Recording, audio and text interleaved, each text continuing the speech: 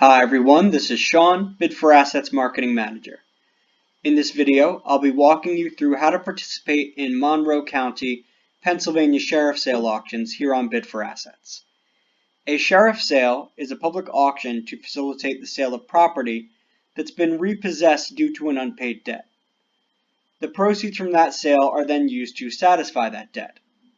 In many cases, this sale results from a mortgage foreclosure. The first thing you'll need to do to participate in this or any auction available on Bid for Assets is register a free Bid for Assets account if you haven't done so already. There are no monthly fees required to maintain your account. It is completely free, and the registration process should only take a few minutes. To begin, you'll want to go to the top navigation bar on the Bid for Assets homepage and select Sign Up. From there, you'll be prompted to provide an email address and create a password. That password will be what you use to log into your Bid for Assets account, as well as confirm bids. So be sure to make it something that you feel confident that you'll remember.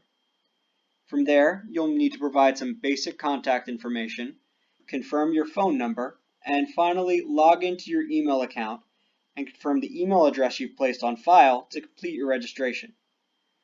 Bid for Assets has a video walking you through every step of this process, and you can view that video by going to bidforassets.com/videos. You'll see that we have many video tutorials here walking you through the various steps of a Bid for Assets auction, including how to register for an account. Now, after you've created an account, the next thing that you'll want to do is go to the landing page for Monroe County sheriff sales on Bid for Assets. You can do this from the Bid for Assets homepage by going to the sheriff sales/foreclosures link on the left navigation, or the display here to the right of our map. You'll then select Monroe County from the list of sheriff sales available here. Now, the first thing that I want to draw your attention to here on the landing page is the display up top that says Sales Date. Monroe County will typically host a sheriff sale with Bid for Assets on the last Thursday of each month. Selecting the Sales Date tab here will display a list of dates for upcoming auctions, and selecting one will generate a list of properties currently scheduled for auction on that date. So for example, when I select January 28th, you'll see that it generates a list of properties scheduled to move forward on that date. Once you've selected the auction date that you want to view, you can use the arrows here at the bottom of the list to move from page to page. The arrows at the end here will take you to the first page or to the last page. Some of the auctions in this list may be marked as stayed or postponed. An auction that's been stayed has been canceled, while an auction that's been postponed is being rescheduled for a later date. If you click on a postponed auction, then the auction title will contain the new auction ID number for that property if one has already been assigned to it. You can see it located here. If you check the Show Available Auctions Only box, you will ensure that you only see auctions that are still scheduled to move forward. Now, it's important to remember that each auction date is treated as its own event and will have a deposit specific to that date. In other words, if you'd like to bid on one or more properties in the Monroe County January 28th sheriff sale, you only need to submit one single $250 paddle fee deposit, and that deposit will let you bid on all of the auctions that are scheduled for January 28th. If, however, you wanted to bid in Monroe County's February 25th sale, in addition to the January 28th sale, you would need to send an additional bid deposit for that date. One bid deposit for January 28th and one bid deposit for February 25th. Remember, while you only need a single deposit to qualify for every auction available on a specific date, any given date will require a separate bid deposit. Once you see an auction that you'd like to bid on, go to that auction page. and one of the first things that you'll see is an orange button that reads "Click here for deposit instructions." Bid deposits are typically required to qualify for any public auction that Bid4Assets hosts. They should be sent directly to Bid4Assets, and there are two methods for you to do this. Those are certified check and wire transfer. Before you obtain instructions for submitting your deposit, note that you'll be prompted to provide your Social Security number in compliance with the Patriot Act, if this is your first time submitting a deposit with Bid4Assets. After that, you'll be prompted to provide pre-vesting information detailing how you'd like any potential property that you won to be titled. Just like with registration, Bid4Assets has a video walking you through every step of this process, and you can access that video once again by going to bid4assets.com/videos. You'll see it located right here beneath the registration guide. Once Bid4Assets receives your deposit, it will be processed and you will be notified via email and your Bid4Assets message center when you've been cleared to bid. If you do not win any auctions, then your deposit will be returned to you via a printable e-check that will come to the email address that's associated with your account within 10 business days of the auction's close. You can print that check and take it with you to the bank, or you can scan it with a mobile app just like a regular bank check. Now let's take a closer look at an individual auction page from one of these sheriff sale properties and talk a little bit about due diligence. The auction page has any available information that the sheriff's office can provide to assist you with your due diligence. Neither the sheriff nor Bid4Assets will have any additional information on the condition or the value of the property, including whether the property is free of any liens. So it's very important that you complete your due diligence before bidding on a property, including assessing the condition and title of the property, any information regarding its value as well. Both the sheriff and Bid4Assets would recommend you consult with an attorney before purchasing property from a sheriff sale. Bid4Assets CEO led a webinar on how to research tax sale properties, and much of the information in that video will be relatable and helpful for your sheriff sale due diligence. You can find that video once again over here at bid4assets.com/videos. You'll see it located here beneath our guide taking you through how to place a bid.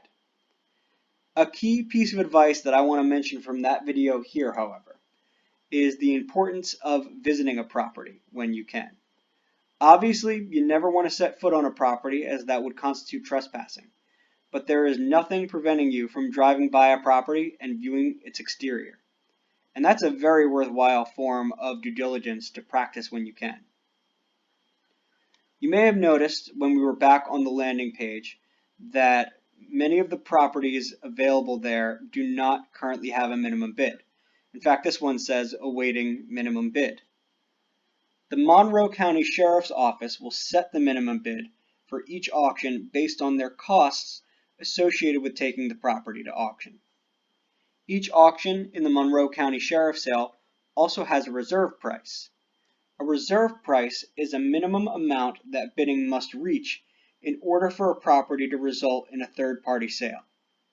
This amount is typically called an upset price in sheriff sales. The reserve price is not disclosed, but bidders can see whether or not the reserve price has been met during bidding.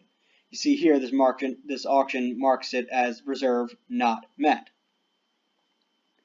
For Monroe County Sheriff Sale auctions, a property's reserve price is going to be set by an attorney assigned to that property.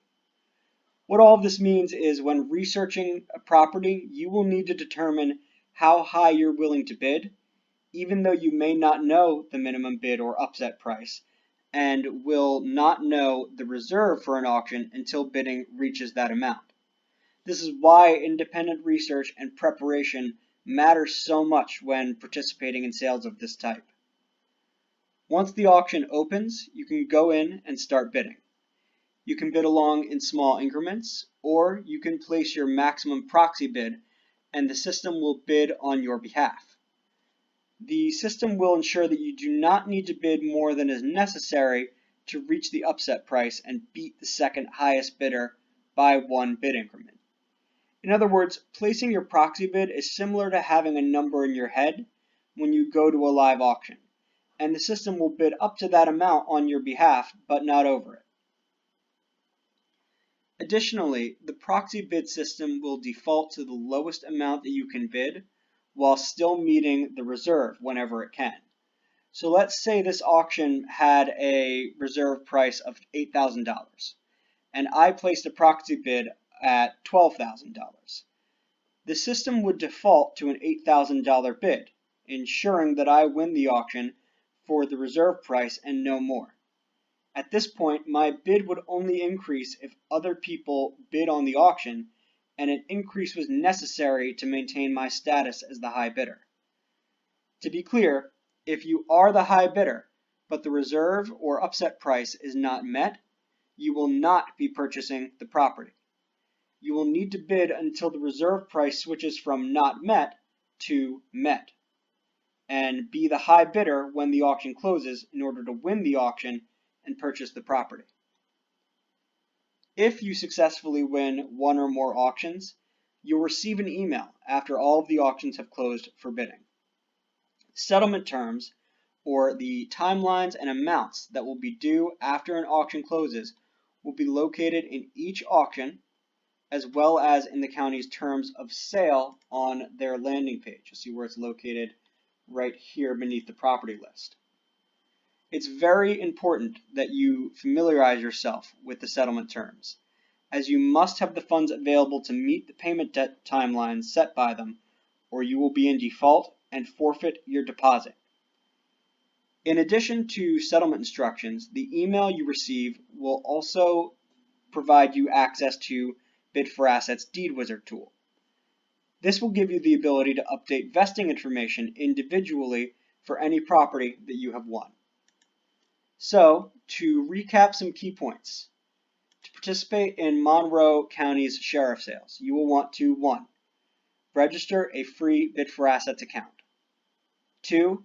Visit the Monroe County Sheriff Sale landing page on Bid for Assets and select the date of the auction that you wish to bid in. 3. Obtain deposit instructions and send your deposit for the auction or auctions that you wish to bid in. Remember, you only need one deposit to bid for each auction date. 4.